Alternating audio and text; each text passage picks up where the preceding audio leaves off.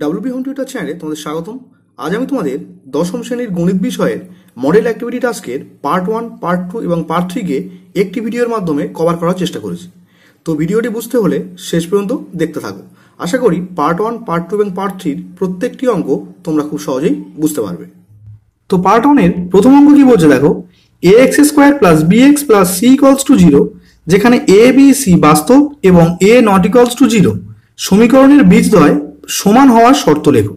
তাহলে বলছি এই ইকুয়েশনের বীজদ্বয় সমান হওয়ার শর্ত আমাকে নির্ণয় করতে হবে।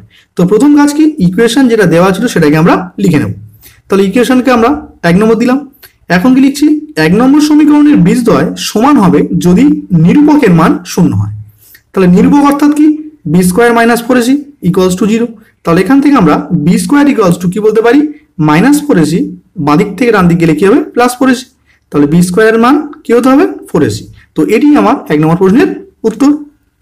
এখন 2 নম্বর কি বলছে দেখো, একটি বৃত্তের ব্যাসার্ধের দৈর্ঘ্য 10 সেমি এবং ওই বৃত্তের একটি জ্যায়ের দৈর্ঘ্য 12 সেমি হলে বৃত্তের কেন্দ্র থেকে জ্যায়ের দূরত্ব কত?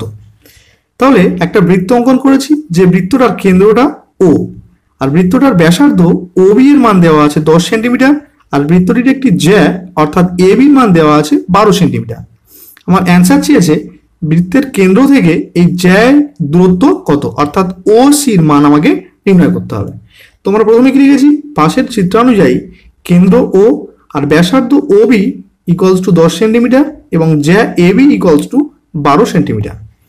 এখন আমরা জানি বৃত্তের কেন্দ্র থেকে জ্যায়ের উপর অঙ্কিত লম্ব জ্যাকে সমদ্বিখণ্ডিত করে, অর্থাৎ এই জ্যায়ের উপর যদি বৃত্তের কেন্দ্র থেকে লম্ব অঙ্কন করা হয় তাহলে এই লম্ব এই জ্যাকে সমান দুটি ভাগে বিভক্ত করে।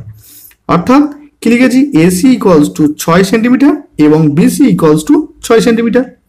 এখন দেখো, যেহেতু OC AB এর উপর লম্ব আমরা আগেই বলেছি, তাই এই কোণের মান তাহলে কত হবে, 90 ডিগ্রি। তাহলে এই ত্রিভুজটা কি ত্রিভুজ, সমকোণী ত্রিভুজ। যেহেতু এই ত্রিভুজের একটি কোণের মান 90 ডিগ্রি বা সমকোণ, তাই কি লিখেছি, অতএব ত্রিভুজ OBC একটি সমকোণী ত্রিভুজ। এখন আমাদের যেহেতু OCর মান নির্ণয় করতে হবে, তাহলে সমকোণী ত্রিভুজের এটা কি, লম্ব, এটা ভূমি, এটা অতিভুজ। তাহলে আমরা কার কার মান জানি, ভূমির মান জানি আর অতিভুজের মান জানি। আমরা লম্বের মানকে নির্ণয় করব।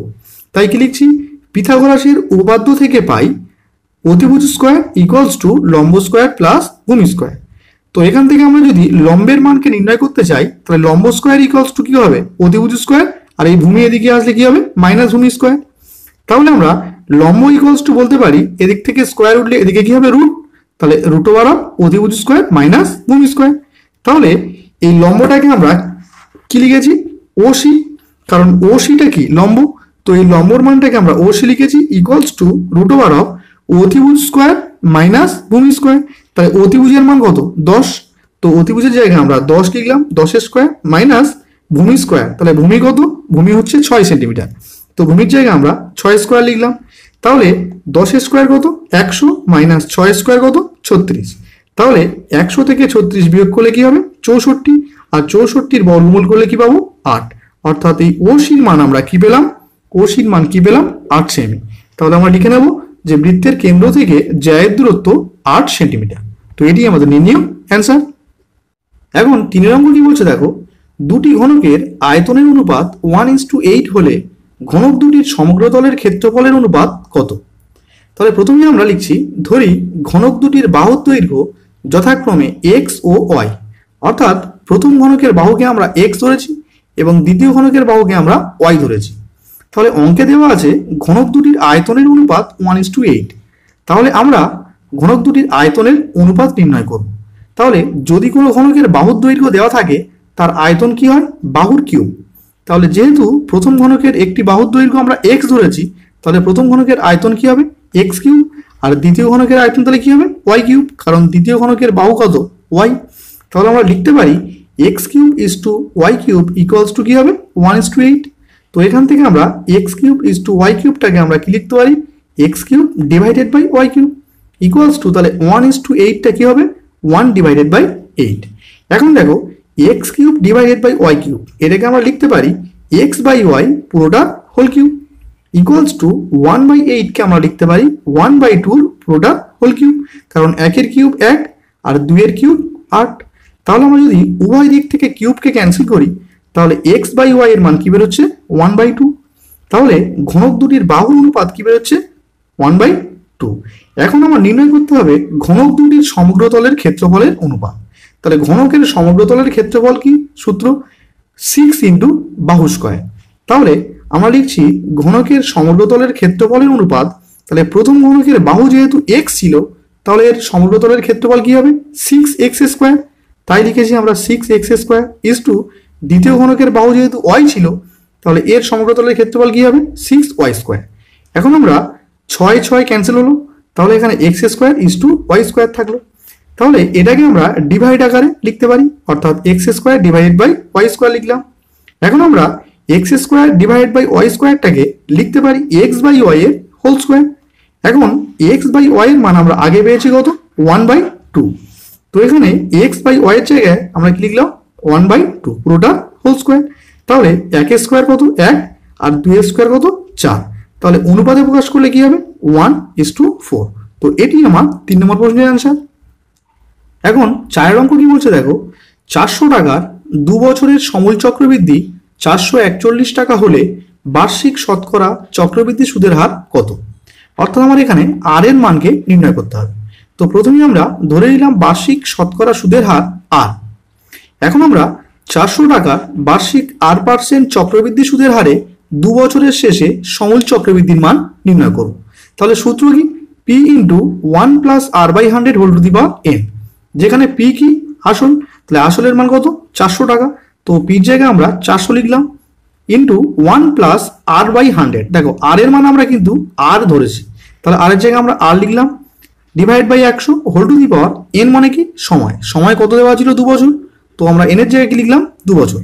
তাহলে আমরা সমূল চক্রবৃদ্ধির মান কি পেলাম এটা, কিন্তু অঙ্কে বলছে সমূল চক্রবৃদ্ধির মান কত 441। তাহলে আমরা লিখতে পারি শর্তানুসারে এইটা পুরোটা ইকুয়ালস টু কত 441। তো এখান থেকে আমরা ক্যালকুলেট করে আর এর মানকে নির্ণয় করব। তাহলে এখন দেখো এখানে আমার 100 লসাগু হচ্ছে, তাহলে 101কে 100 প্লাস এখানে 1 নিচে কিছু নেই মানে কি আছে 1 আছে, তো আর 1কে আর পুরোটার হোল স্কোয়ার।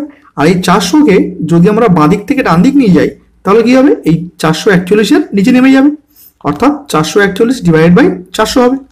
এখন বাঁ দিক যেমন ছিল আমরা বসিয়ে রাখলাম ইকুয়ালস টু 441 ডিভাইড বাই 400। এটাকে আমরা 21/20 হোল স্কোয়ার লিখতে পারি, কারণ 21 স্কোয়ার 441 আর 20 স্কোয়ার 400। এখন আমরা উভয় দিক থেকে স্কোয়ারকে ক্যান্সেল করতে পারি। তাহলে উভয় দিক থেকে যদি আমরা স্কোয়ারকে ক্যান্সেল করি তাহলে কে পড়ে থাকবে 100 plus R divide by 100 equals to এদিকে পড়ে থাকবে কত 21/20। এখন আমরা উভয় দিক থেকে একটা করে শূন্য ক্যান্সেল করলাম, আর 2 দিয়ে আমরা যদি কাটি তাহলে 2 1কে 2 5 2 10। এখন আমরা কোনাকুনি গুণ করব, অর্থাৎ 100 প্লাস আর কে দিয়ে 1 গুণ করব। তাহলে 1 এর সঙ্গে কোনো সংখ্যা গুণ করলে কি হয় সেই সংখ্যাটা বসে যায়, ইকুয়ালস টু 5 দিয়ে 21কে গুণ। তো 5 1কে 5 5 2 10, অর্থাৎ 105 হলো। তাহলে এখান থেকে বলতে পারি আর ইকুয়ালস টু 105 ডান দিকে ছিল, আর বাঁ দিক থেকে 100কে যদি আমরা ডান দিকে আনি তাহলে কি হবে -100 হয়ে যাবে। তাহলে 105 থেকে 100কে বিয়োগ করলে কি পাবো 5। তো বার্ষিক সুদের হার 5%। তো এটি আমার নির্ণয় অ্যান্সার।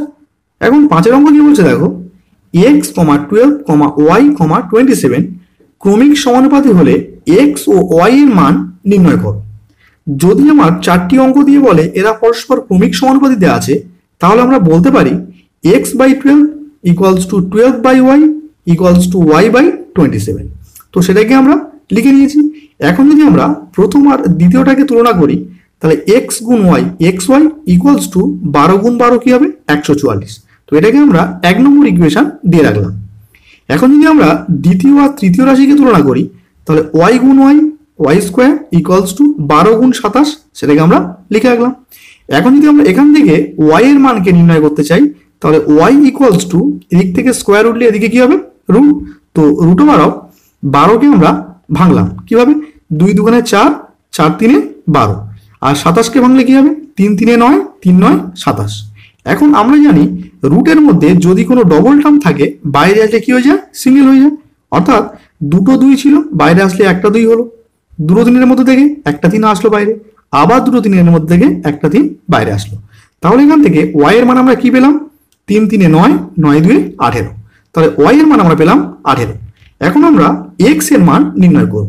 তাহলে যদি আমরা এই 1 নম্বর সমীকরণে ওয়াই এর জায়গায় ওয়াই এর মান অর্থাৎ 18 বসাই, তবেই কিন্তু এক্স এর মান পেয়ে যাব। তাহলে 1 নম্বর সমীকরণ কি ছিল? এক্স গুণ ওয়াই ইকুয়ালস টু 144। তো এখানে এক্স ইন্টু ওয়াই এর জায়গায় কি পাচ্ছি? 18, কারণ ওয়াই এর মান আমরা 18 পেয়েছি, ইকুয়ালস টু কত? 144। তাহলে এখান থেকে এক্স ইকুয়ালস টু কি হবে? 144, আর এই 18 এদিকে কি হয়ে যাবে? ভাগ হয়ে যাবে। এখন 18 দিয়ে 144কে কাটলে কি হবে? 8। তাহলে আমরা ফাইনাল অ্যান্সার পেলাম এক্স এর মান 8, ওয়াই এর মান 18। তো এটি আমাদের নির্ণয় অ্যান্সার। এখন 6 নম্বর কি বলছে দেখো, ও কেন্দ্রীয় বৃত্তের এ বি একটি ব্যাস, সি বৃত্তে অবস্থিত একটি বিন্দু, কোণ ওবিসি ইকুয়ালস টু 60 ডিগ্রি হলে কোণ ওসিএ ইকুয়ালস টু কত? তো একটা বৃত্ত এঁকেছি আমরা, যে বৃত্তটার কেন্দ্র ও, এ বি বৃত্তটার ব্যাস, আর সি বৃত্তে অবস্থিত একটি বিন্দু। তাহলে বলছে কোণ ওবিসি ইকুয়ালস টু 60 ডিগ্রি, অর্থাৎ ও বি সি অর্থাৎ বি কোণের মান দেওয়া আছে 60 ডিগ্রি। তাহলে কোণ ও সি এর মান কত? ও সি এ অর্থাৎ এই সি কোণের মান আমাকে নির্ণয় করতে হবে। তাহলে আমরা জানি অর্ধবৃত্তস্থ কোণ সমকোণ, অর্থাৎ কোণ A C B equals to 90 degree, অর্থাৎ এখান থেকে এইটুকু এই কোণের মান কত? 90 ডিগ্রি। আবার O B equals to O C, অর্থাৎ ও বি আর ও সির দৈর্ঘ্য কি সমান। কেন? কারণ এরা একই বৃত্তের ব্যাসার্ধ, এটা বৃত্তটা ব্যাসার্ধ হলে এটাও বৃত্তটা ব্যাসার্ধ। তাহলে যেহেতু ও বি আর ও সি সমান, তাহলে আমরা বলতে পারি এই ত্রিভুজটা অর্থাৎ ও বি সি একটি সমদ্বিবাহু ত্রিভুজ, কারণ যে ত্রিভুজের দুটি বাহুর দৈর্ঘ্য সমান সেটা কি? সমদ্বিবাহু ত্রিভুজ। তাহলে যদি এটা ও বি সি একটি সমদ্বিবাহু ত্রিভুজ হয়, তাহলে কি দুটো কোণের মানও সমান হবে। তাহলে এই কোণের মান যদি 60 ডিগ্রি হয়, তাহলে এই কোণের মান কত হবে? 60 ডিগ্রি। তাই লিখেছি আমরা। তাহলে কোণ ও বি সি ইকুয়ালস টু কোণ ও সি বি, অর্থাৎ এই কোণ আর এই কোণ পরস্পর সমান। তাই ও বি সির মান 60 ডিগ্রি, এটা দেওয়া ছিল। তাহলে কোণ ও সি বির মান কি পেলাম? 60 ডিগ্রি। এখন কোণ ও সি এ অর্থাৎ ও সি এ অর্থাৎ এইটুকু কোণের মান কিভাবে পাবো? এই পুরোটা থেকে আমরা যদি এইটুকুকে বিয়োগ করি, তাহলে আমরা এইটুকু কোণের মান পেয়ে যাব। তো তাই লিখেছি কোণ এ সি বি মাইনাস কোণ ও সি বি। তাহলে কোণ এ সি বির মান কত? 90 ডিগ্রি, কারণ অর্ধবৃত্তস্থ কোণ সমকোণ, তো এর মান আমরা 90 পেয়েছি, মাইনাস কোণ ও সি বি। তাহলে ও সি বি অর্থাৎ কি? এই কোণের মান। তাহলে এই কোণের মান কত? 60, কারণ এ 60 হলে এও 60 হবে, তো এর জায়গায় আমরা 60 লিখলাম। তাহলে আলটিমেট কোণ ও সি এর মান কি পেলাম? 30 ডিগ্রি। তো এটি আমাদের নির্ণয় অ্যান্সার। এখন 7 অঙ্ক কি বলছে দেখো, একটি ঘনকের প্রত্যেকটি ধারের দৈর্ঘ্য 50% বৃদ্ধি পেলে ঘনকটির সমগ্র তলের ক্ষেত্রফল শতকরা কত বৃদ্ধি পাবে? তাহলে প্রথমেই আমরা ধরি ঘনকটির প্রত্যেক ধারের দৈর্ঘ্য বা বাহুর দৈর্ঘ্য এ একক। এখন ঘনকের সমগ্র তলের ক্ষেত্রফল আমরা জানি, ঘনকের বাহুর দৈর্ঘ্য দেওয়া থাকলে সমগ্র তলের ক্ষেত্রফল কি হয়? 6 ইন্টু বাহু স্কোয়ার। যেহেতু বাহুর মান এ, তাই আমরা সমগ্র তলের ক্ষেত্রফল কি পেলাম? 6a স্কোয়ার বর্গ একক। এখন বলছে ঘনকের প্রত্যেক ধারের দৈর্ঘ্য 50% বৃদ্ধি পেলে, তাহলে কি লিখছি? এখন ঘনকের প্রত্যেকটি ধারের দৈর্ঘ্য 50% বৃদ্ধি পেলে বাহুর দৈর্ঘ্য হয়, দেখো আগে ঘনকের বাহুর দৈর্ঘ্য ছিল কত? এ, তাহলে এ প্লাস এর 50% বেড়েছে, তাহলে এ এর 50%, তাহলে এ ইন্টু 50/100, কারণ পার্সেন্ট তুললে নিচে কি হয়? 100 হয়। যদি আমরা কাটি 50 দিয়ে, তাহলে 50 1 50, 50 2 100, তাহলে আলটিমেট কি পেলাম? এ প্লাস এ ইন্টু 1/2 বর্গ একক। তাহলে a plus a 1 a divided by 2। এখন যদি আমরা 2 লসাগু করি, তাহলে 2 গুণ এ 2a প্লাস এর নিচে কোনো সংখ্যা নেই মানে কি আছে? 1 আছে, তো a 1 a divided by 2 equals to 2a যোগ এ, তাহলে কি হবে? 3a divided by 2। তাহলে আগে ঘনকটির সমগ্রতলের ক্ষেত্রফল কি পেয়েছিলাম? 6a square. তাহলে এখন আমরা ঘনকের সমগ্রতলের ক্ষেত্রফল নির্ণয় করব, কারণ এখন ঘনকের বাহুর দৈর্ঘ্য কি হয়েছে? 3a divided by 2।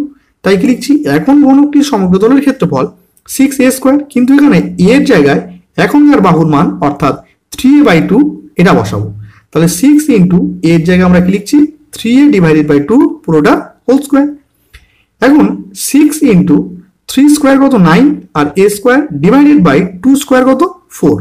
এখন যদি আমরা 6 আর 4কে 2 দিয়ে কাটি তো 3 2 6 2 2 4, তাহলে আলটিমেট ঘনকটির সমগ্র তলের ক্ষেত্রফল কি পেলাম 3 9 87 a স্কোয়ার ডিভাইডেড বাই 2 বর্গ একক। তাহলে ক্ষেত্রফল বাড়লো কতটা, এখন ক্ষেত্রফল হয়েছে এটা, আর আগে ক্ষেত্রফল ছিল 6 a স্কোয়ার। তো এই দুটোকে বিয়োগ করলেই ক্ষেত্রফল কতটা বাড়লো তার মান নির্ণয় করতে পারবো। তাহলে 27 a square divide by 2 minus 6 a square বর্গ একক। যদি আমরা 2 লসাগু করি তাহলে 6 নিচেই কোনো সংখ্যা নেই মানে কি আছে 1 আছে, তো কোনাগুনি গুণ করলে কি হবে 27 a square 1 K 27 a square minus 6 দুগুণে 12 a স্কোয়ার। তো 27 a স্কোয়ার থেকে 12 a স্কোয়ারকে বিয়োগ করলে কি হয় 15 a স্কোয়ার ডিভাইড বাই 2 বর্গ একক। এখন আমার উত্তর চেয়েছে সমগ্র তলের ক্ষেত্রফল শতকরা কত বৃদ্ধি পাবে, তাই কি লিখছি অতএব ক্ষেত্রফলের শতকরা বৃদ্ধি। এর সূত্র কি ক্ষেত্রফলের বৃদ্ধি ডিভাইডেড বাই পূর্বের ক্ষেত্রফল ইন্টু 100। তাহলে ক্ষেত্রফলের বৃদ্ধি অর্থাৎ ক্ষেত্রফল বাড়লো কতটা 15 a স্কোয়ার ডিভাইড বাই 2, তো সেটাকে লিখলাম ডিভাইডেড বাই পূর্বের ক্ষেত্রফল। তো আগের ক্ষেত্রফল কত 6 a স্কোয়ার ছিল, ডিভাইড বাই 6 a স্কোয়ার লিখলাম ইন্টু 100। এখন দেখো 15 a স্কোয়ার ডিভাইডেড বাই 2 সেটাকে আমরা আগে লিখলাম, আর তার নিচে 6 a স্কোয়ার ছিল, তো ইন্টু আমরা 6 a স্কোয়ার লিখলাম ইন্টু 100 লিখলাম। এখন যদি আমরা 6কে আর 15কে 3 দিয়ে কাটি তাহলে 3 2 6 3 5 15, 2 দিয়ে 100 কাটলে কি হবে 50, আবার 2 দিয়ে 50 কাটলে কি হবে 25। তাহলে আলটিমেট মান কি পেলাম 5 25 125। তাহলে ক্ষেত্রফলের শতকরা বৃদ্ধি কত হলো 125। তো এটি আমাদের নির্ণয় অ্যান্সার। এখন 8 অঙ্ক কি বলছে দেখো, সমাধান করো 2x plus 1 plus 3 divided by 2x plus 1 equals to 4। তো প্রথমেই আমরা ইকুয়েশন যেটা দেওয়া ছিল সেটাকে আমরা লিখে নিয়েছি। এখন দেখো লসাগু কি হবে 2x প্লাস 1, তো আমরা লসাগুর মান লিখলাম 2x প্লাস 1।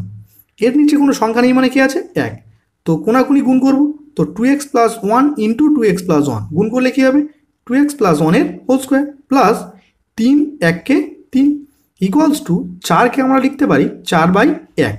এখন দেখো 2x প্লাস 1 এর হোল স্কোয়ার এটা কি ফর্মে আছে a প্লাস বির হোল স্কোয়ারের সূত্র।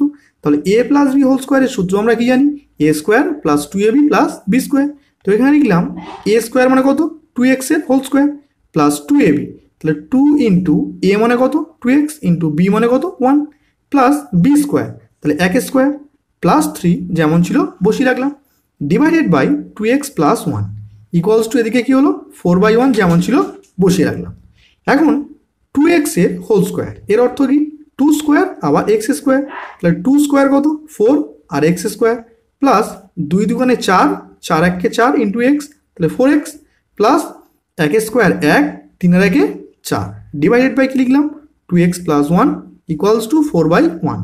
এখন আমরা কোনাকুনি গুণ করব, তাহলে 4x square plus 4x plus 4কে দিয়ে 1কে গুণ, তাহলে 1-এর সঙ্গে কোনো সংখ্যা গুণ করলে কি হয় সেই সংখ্যাটি বসে যায় ইকুয়ালস টু 4 দিয়ে পুরোটাকে গুণ, তাহলে 4 2 8 8x প্লাস 4 1কে 4। এখন আমরা এই পুরো টার্মকে ডান দিক থেকে বাঁ দিকে আনবো, তাহলে 4x square plus 4x plus 4 ছিল, আর এই 8x ডান দিক থেকে বাঁ দিকে আসলে কী হবে মাইনাস 8x, আর এই প্লাস 4 ডান দিক থেকে বাঁ দিকে আসলে কী হবে মাইনাস 4 ইকুয়ালস তাহলে কী হলো 0। এখন এই প্লাস 4 মাইনাস 4 পরস্পর কেটে যাবে, তাহলে থাকলো কি 4x স্কোয়ার, আর দেখো এই x আছে এই x আছে, এর চিহ্ন মাইনাস এর চিহ্ন প্লাস, যদি আলাদা চিহ্ন হয় তাহলে যে বড় তার চিহ্ন বসে যাবে অর্থাৎ মাইনাস বসে গেল, বড় থেকে ছোটোটা বিয়োগ হবে।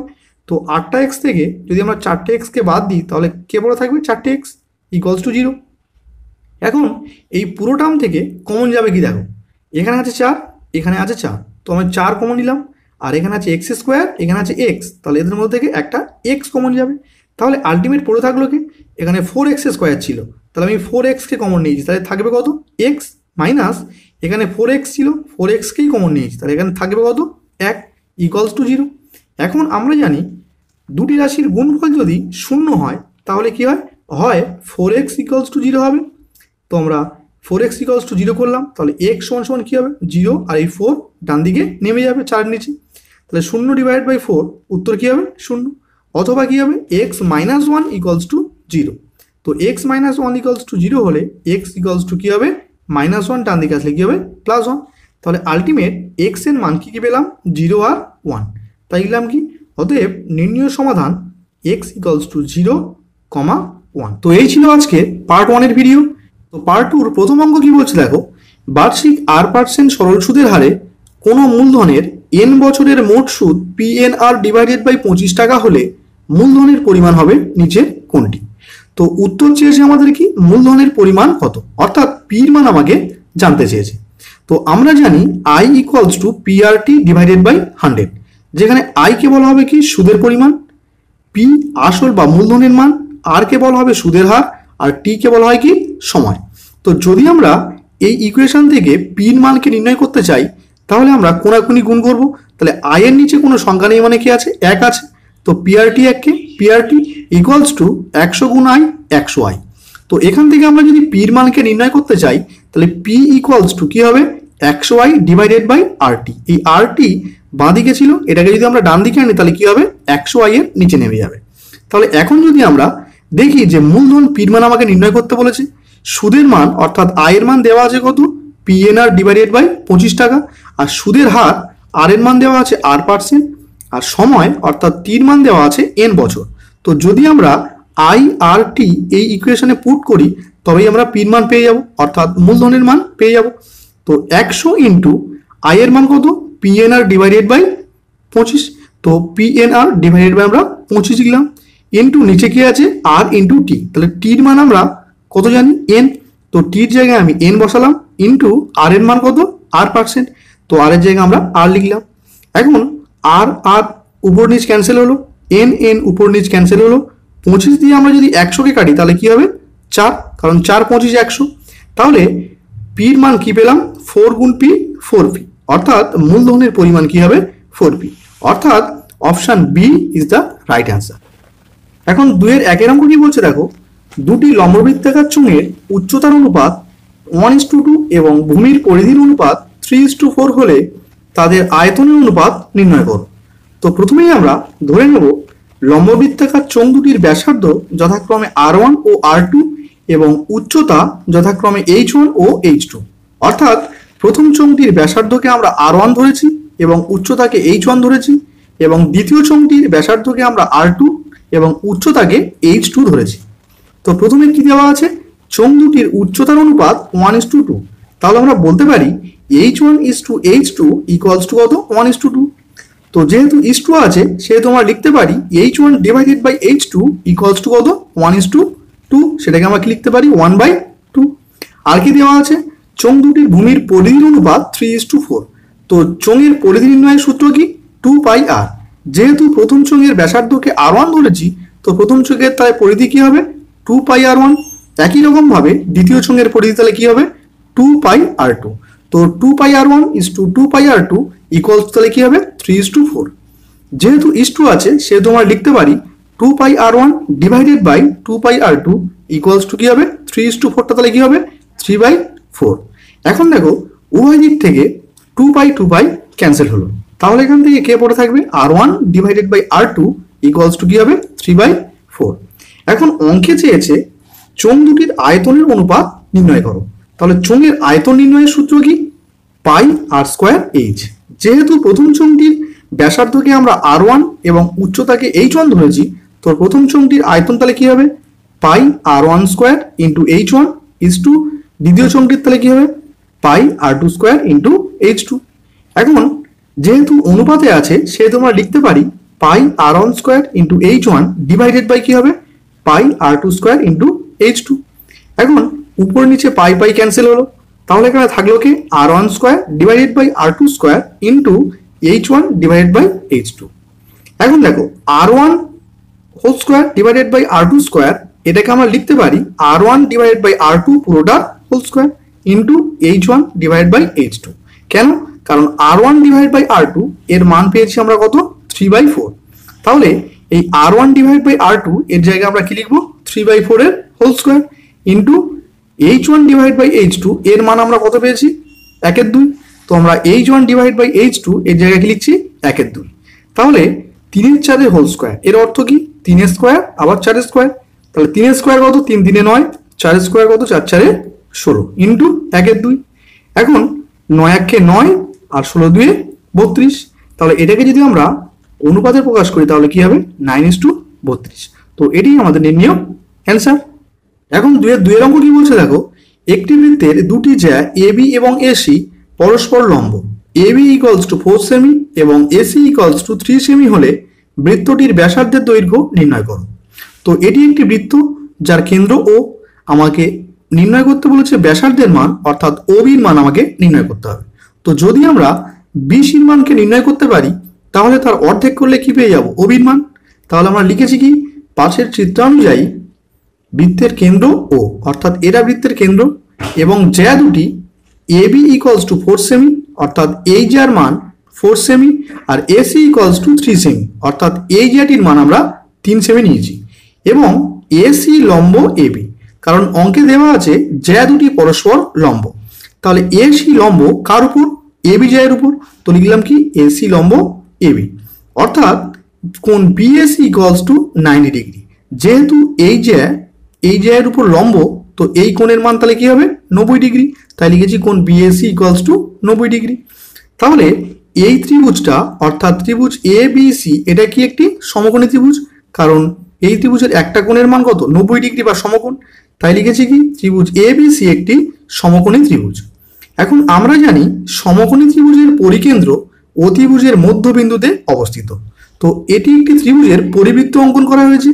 তো যেহেতু ত্রিভুজটি সমকোণী ত্রিভুজ, তো এর পরিকেন্দ্র অতিভুজের মধ্যবিন্দুতে অবস্থিত, অর্থাৎ ও বিসি বাহুর মধ্যবিন্দু। তো আমরা পিথাগোরাসের উপপাদ্য থেকে পাই অতিভুজ স্কোয়ার ইকুয়ালস টু লম্ব স্কোয়ার প্লাস ভূমি স্কোয়ার। তো এই ত্রিভুজটিতে অতিভুজের মান কোনটা, বিসি, কারণ সমকোণের বিপরীত বাহুকেই অতিভুজ বলে। তো অতিভুজের মান তাহলে কি হবে, বিসি। তো লিখলাম কি, বিসি স্কোয়ার ইকুয়ালস টু লম্ব তাহলে কত, এসি। তো লম্বর জায়গায় আমরা এসি স্কোয়ার লিখলাম, প্লাস ভূমি তাহলে কি, এবি। তো ভূমির জায়গায় আমরা এবি লিখলাম। এখন যদি আমরা এখান থেকে বিসির মান নির্ণয় করতে চাই তাহলে কি হবে, এদিক থেকে স্কোয়ার উঠলে এদিকে কি হবে, রুট। তাহলে root over of AC square plus AB square লিখলাম। এখন এসির মান কত, 3 সেন্টিমিটার, আর এবির মান কত, 4 সেন্টিমিটার। তো এসির জায়গায় আমরা 3 স্কোয়ার লিখলাম, প্লাস এবির মান কত, 4, তো লিখলাম 4 স্কোয়ার। এখন রুট ওভার অফ 3 স্কোয়ার কত, 3 3 9, প্লাস 4 স্কোয়ার কত, 4 4 16, 16 আর 9 যোগ করলে কি হবে 25। তো 25-এর বর্গমূল করলে আমরা কি পাই, 5, অর্থাৎ বিসির মান, অর্থাৎ এখান থেকে এইটুকু এর মান পেয়েছি কত, 5 সেমি। কিন্তু আমার চেয়েছে কি, বৃত্তটির ব্যাসার্ধের দৈর্ঘ্য, অর্থাৎ এখান থেকে এইটুকু অর্ধেকের মান। তো আমরা কি লিখবো, অতএব বৃত্তটির ব্যাসার্ধ 5/2 ইকুয়ালস টু 2.5 সেমি। তো এটি আমাদের নির্ণয় অ্যান্সার। এখন 3-এর অঙ্ক কি বলছে দেখো, কোন মূলধনের 2 বছরের সরল সুদ ও চক্রবৃদ্ধি সুদ যথাক্রমে 8,400 টাকা এবং 8,652 টাকা হলে মূলধন ও বার্ষিক সুদের হার নির্ণয় করো। তো 2 বছরের সরল সুদ দেওয়া আছে 8,400 টাকা এবং 2 বছরের চক্রবৃদ্ধি সুদ দেওয়া আছে 8,652 টাকা। তো আমরা প্রথমেই লিখে নিয়েছি 2 বছরের সরল সুদ 8,400 টাকা, তাহলে 1 বছরের সরল সুদ কত হবে, এর অর্ধেক, অর্থাৎ 4,200 টাকা। এখন আমরা 2 বছরের চক্রবৃদ্ধি সুদ ও সরল সুদের অন্তর নির্ণয় করব। তাহলে কি, বিয়োগফল। তাহলে 2 বছরের চক্রবৃদ্ধি সুদ কত, 8,652 টাকা, আর 2 বছরের সরল সুদ কত, 8,400 টাকা। তো এদের বিয়োগফল করলে বিয়োগফল কি হবে, 252 টাকা। এখন আমরা কি লিখব, 4,200 টাকা 1 বছরের সুদ 252 টাকা। তো সেটাই লিখে নিয়েছি। তো 4,200 টাকার 1 বছরের সুদ 252 টাকা। তাহলে 1 টাকার 1 বছরের সুদ কত, 252 ডিভাইডেড বাই 4,200। এখন আমরা 100 টাকার 1 বছরের সুদ তাহলে কত হবে, 252 ইন্টু 100 ডিভাইডেড বাই 4,200। তো উপর নিচে দুটো করে শূন্য ক্যান্সেল হলো, 42 দিয়ে 252 কাটলে কি হবে, 6। তাহলে যেহেতু 100 টাকার 1 বছরের সুদ নির্ণয় করেছি, সেটা পেয়েছি 6 টাকা। তো এটাই আমাদের বার্ষিক সুদের হার। তাহলে আমরা কি লিখবো, অতএব বার্ষিক সুদের হার 6%।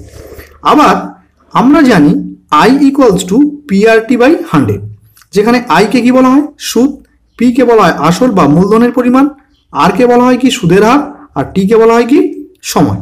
তো এখান থেকে যদি আমরা আসলের মান নির্ণয় করতে চাই তাহলে কি, কোনাকুনি গুণ করতে হবে।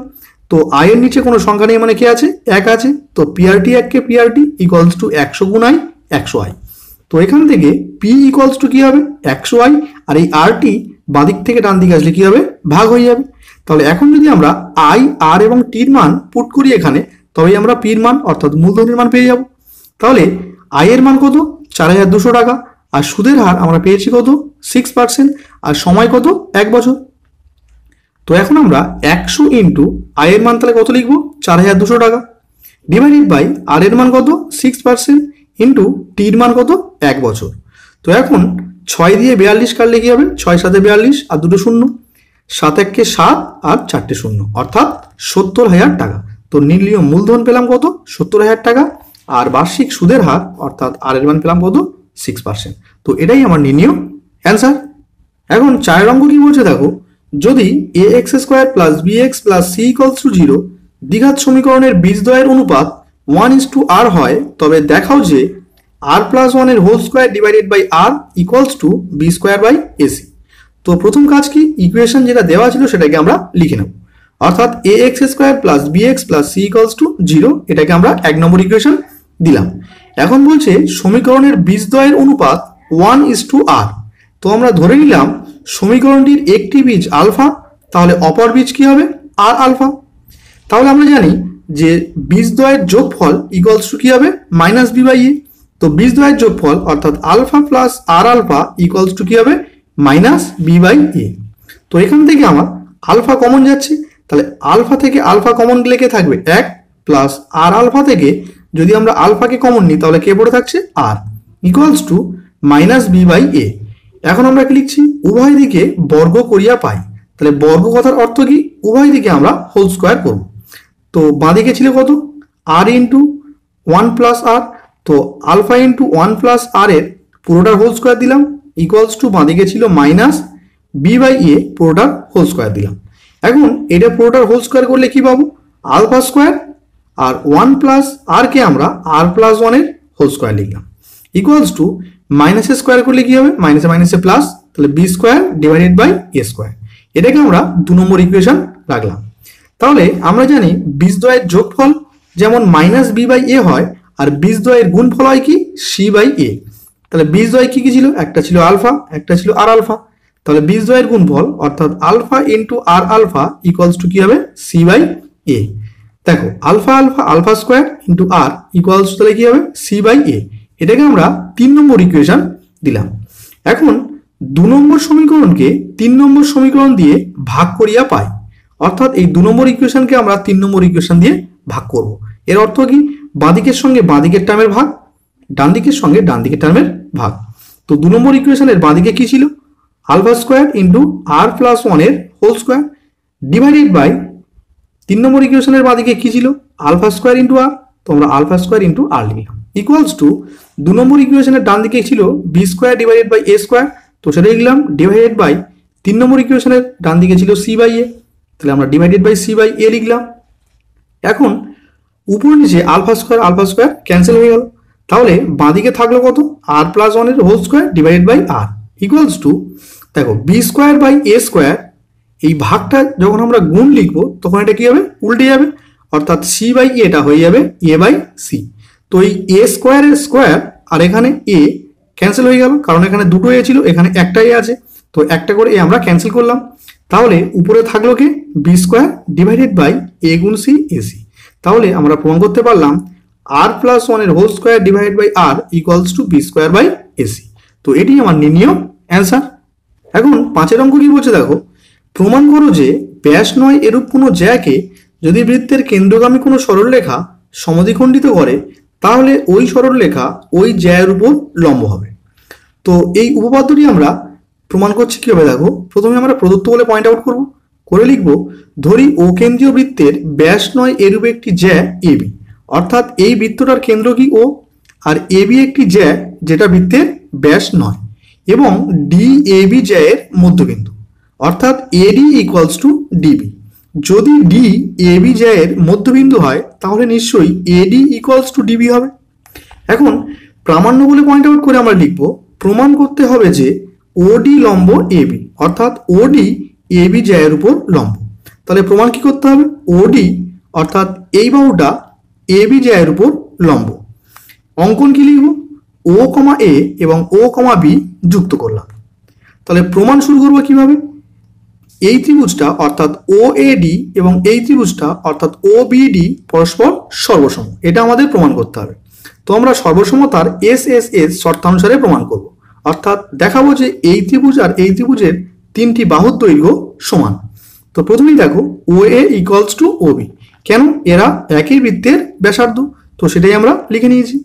আর কি এডি ইকুয়ালস টু ডিবি, কারণ কি ডি এ বি এর মধ্যবিন্দু, তাই লিখেছি ডি এ বি এর মধ্যবিন্দু। আর কি ওডি সাধারণ বাহু, অর্থাৎ ওডি বাহুটা এই ত্রিভুজেরও বাহু আর ওডি বাহুটা এই ত্রিভুজেরও বাহু, তাই লিখেছি কি ওডি সাধারণ বাহু। এখন তাহলে তিনটে বাহুর মান সমান হয়ে গেল, তাই আমরা লিখতে পারবো ত্রিভুজ ও এ ডি ইকুয়ালস টু সর্বসম ত্রিভুজ ও ডি বি। কি শর্তে? সর্বসমতার এস এস এস শর্তানুসারে। যেহেতু এই ত্রিভুজটা আর এই ত্রিভুজটা সর্বসম, তো এদের অনুরূপ কোণের মানও সমান, অর্থাৎ ও ডি এ অর্থাৎ এই কোণটা আর ও ডি বি অর্থাৎ এই কোণটা পরস্পর কি হবে? সমান।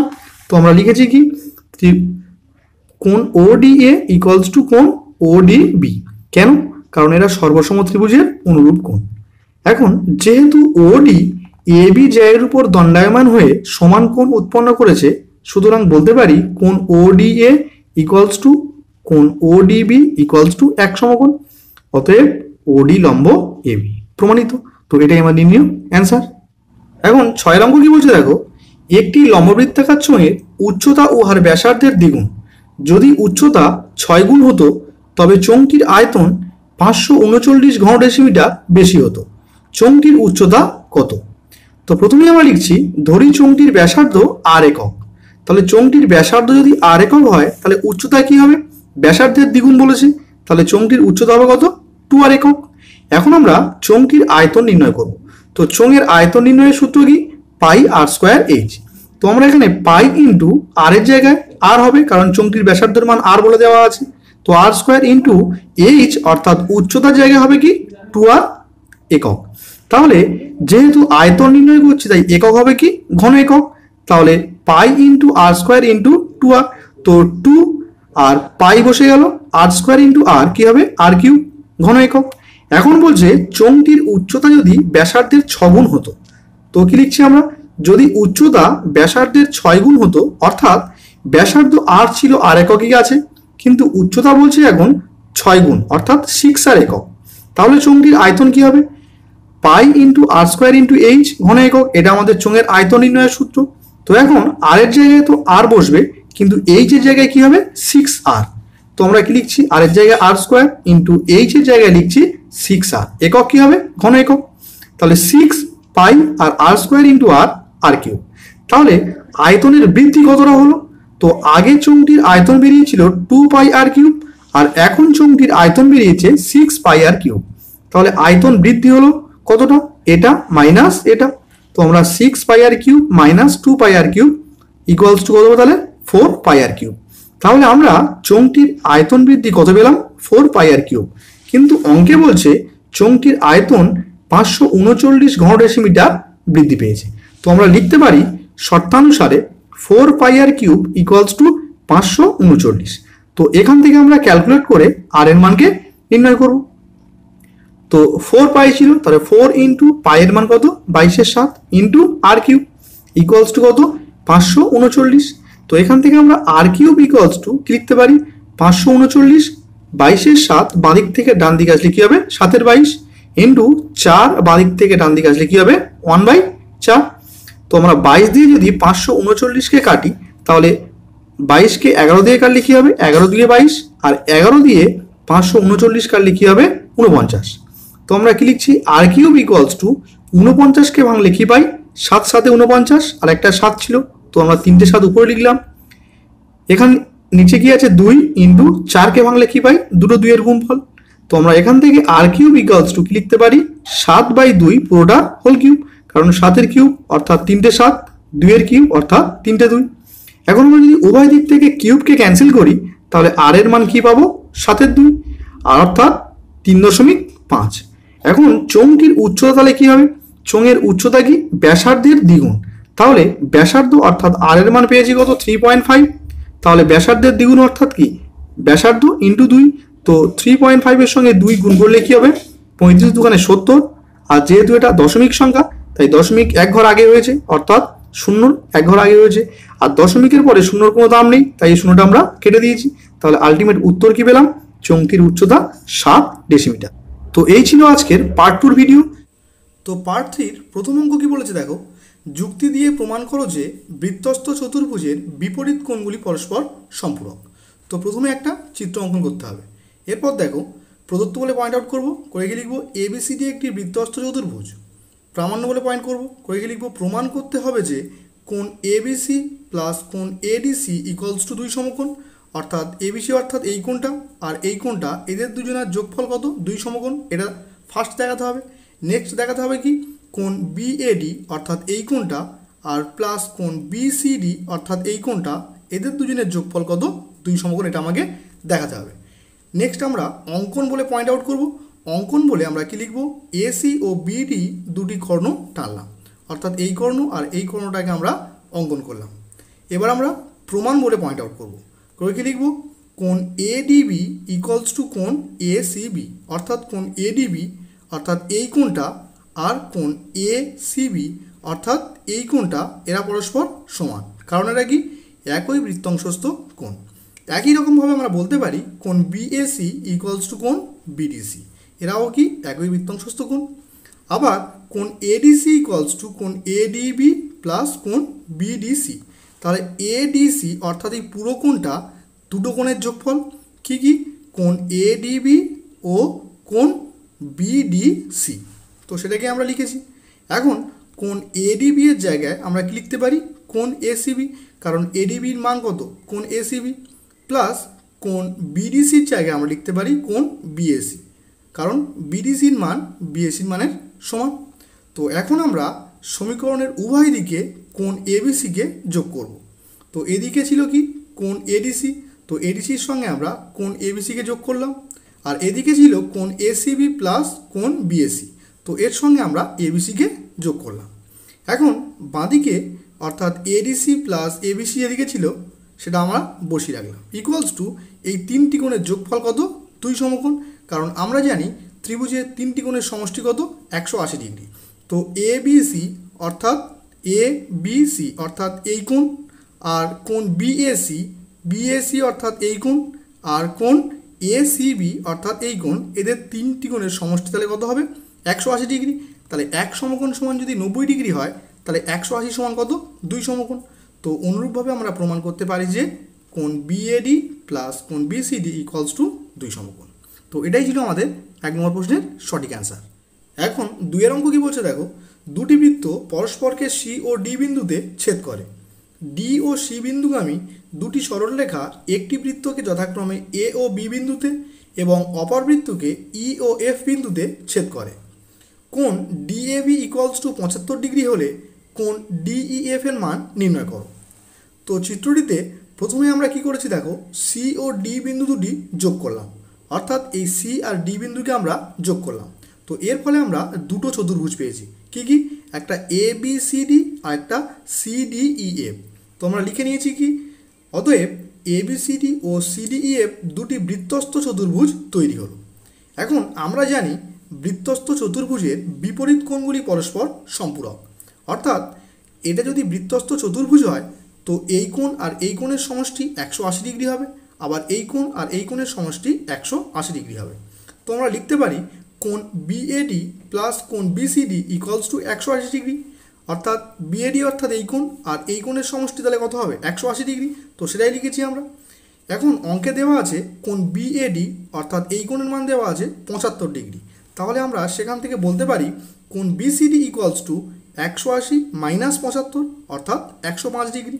তাহলে বিসিডির মান অর্থাৎ এই কোণের মান আমরা 105 ডিগ্রি পেলাম।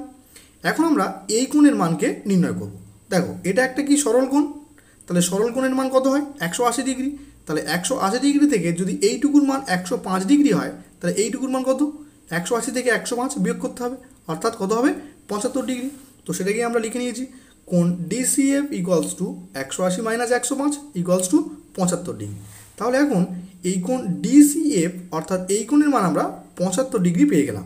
আমাদের অ্যান্সার চেয়েছে ডিইএফ, অর্থাৎ এই কোণের মান আমাকে নির্ণয় করতে হবে। তাহলে এখন বলতে পারি বৃত্তস্থ চতুর্ভুজের যেহেতু বিপরীত কোণগুলি পরস্পর সম্পূরক, অর্থাৎ এই কোণ আর এই কোণের সমষ্টি কত হতে হবে? 180 ডিগ্রি। তো আমরা সেটাকেই লিখে নিয়েছি, কোণ ডিসিএফ প্লাস কোণ ডিইএফ ইকুয়ালস টু কত হবে? 180 ডিগ্রি। যেখান থেকে আমরা বলতে পারি কোণ ডিইএফ ইকুয়ালস টু 180 মাইনাস 75, অর্থাৎ এই কোণের মান যদি আমাকে নির্ণয় করতে হয় তাহলে 180 থেকে এই কোণটাকে বিয়োগ করলে আমরা এই কোণের মান পেয়ে যাব, অর্থাৎ 180 মাইনাস 75 ইকুয়ালস টু 105 ডিগ্রি। তাহলে কোণ ডিইএফ এর মান আমরা কি পেলাম? 105 ডিগ্রি। তো এটাই ছিল 2 নম্বর প্রশ্নের সঠিক অ্যান্সার। এখন 3 অঙ্ক কি বলছে দেখো, একটি গোলকের ব্যাসার্ধের দৈর্ঘ্য 50% বৃদ্ধি করলে বক্রতলের ক্ষেত্রফল শতকরা কত বৃদ্ধি পাবে? তো প্রথমেই আমরা ধরে নিয়েছি গোলকটির ব্যাসার্ধ আর একক। তাহলে গোলকটির বক্রতলের ক্ষেত্রফল কী হবে? 4πr² বর্গ একক। এখন বলছে গোলকটির ব্যাসার্ধের দৈর্ঘ্য 50% বৃদ্ধি করা হয়েছে, তাই কি লিখেছি? এখন গোলকটির ব্যাসার্ধ 50% বৃদ্ধি করলে গোলকটির বক্রতলের ব্যাসার্ধ হবে, তাহলে আগে ব্যাসার্ধ ছিল কত? আর, তাহলে আর যোগ আর এর 50% বাড়ানো হয়েছে, তাহলে আর ইন্টু 50% মানে কি? 50/100। তো 50 1কে 50, 50 2 100। তাহলে আমরা এখান থেকে কী পেলাম? আর প্লাস আর 1কে আর ডিভাইডেড বাই 2। তো যদি আমরা 2 লসাগু নিই তাহলে 2 গুণ আর 2r প্লাস আর এর নিচে কোনো সংখ্যা নেই মানে কি আছে? 1 আছে, তো আর 1কে আর। তো 2r প্লাস আর অর্থাৎ 3r ডিভাইডেড বাই 2 একক। তাহলে এখন গোলকটার ব্যাসার্ধ কত হয়েছে আমার? 3r divided by 2। তাহলে নতুন গোলকটির বক্রতলের ক্ষেত্রফল কী হবে? 4πr²। তাহলে 4 ইন্টু পাই ইন্টু আর এর জায়গায় এখন কী লিখবো? 3r divided by 2। তো 3r ডিভাইডেড বাই 2 পুরোটার হোল স্কোয়ার দিয়েছি। তাহলে 4 ইন্টু পাই ইন্টু 3 স্কোয়ার কত? 9r² divided by 2 square. তো 2 স্কোয়ার কত? 4। তো এই 4 পরস্পর ক্যান্সেল হয়ে গেল। তাহলে আলটিমেট থাকলো কি? 9πr²। তাহলে নতুন গোলকটির বক্রতলের ক্ষেত্রফল আমরা কী পেলাম? 9πr²। তাহলে এখন নির্ণয় করব ক্ষেত্রফল বৃদ্ধি পেল কতটা। তো এখন ক্ষেত্রফল হয়েছে কত? 9πr², আর আগে ক্ষেত্রফল ছিল কত? 4πr²। তাহলে ক্ষেত্রফল বৃদ্ধি পেল, কী করতে হবে? 9πr² থেকে 4πr²কে বিয়োগ করব। তাহলে আলটিমেট পাচ্ছি কত? 5πr²। এখন আমাদের উত্তর চেয়েছে ক্ষেত্রফল বৃদ্ধির শতকরা হার কত। তো আমরা লিখে নিয়েছি, অতএব ক্ষেত্রফল বৃদ্ধির শতকরা হার ইকুয়ালস টু, সূত্র কি? ক্ষেত্রফলের বৃদ্ধি ডিভাইডেড বাই পূর্বের ক্ষেত্রফল ইন্টু 100।